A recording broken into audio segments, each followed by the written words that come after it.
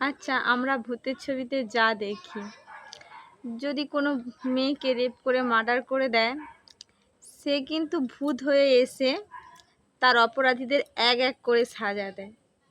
সেরকম আমাদের ডাক্তার দিদি কি সেটা পারে না, যে ভূত হয়ে এসে তার অপরাধীদের এক এক করে সাজা দিতে? কারণ আমাদের দেশের আইন ব্যবস্থা তো খুবই খারাপ। আজ এতদিন হয়ে গেল, এখনো পর্যন্ত কোনো অপরাধী ধরা পড়েনি আর সাজাও পায়নি।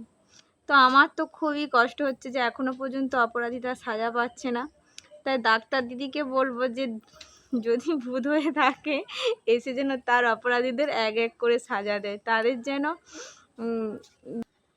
এই যে দোষীরা এখনো পর্যন্ত সমাজে বুক ফুলিয়ে ঘুরে বেড়াচ্ছে, তো আমি ভগবানের কাছে প্রার্থনা করি ডাক্তার দিদি যেন ভূত হয়ে এসে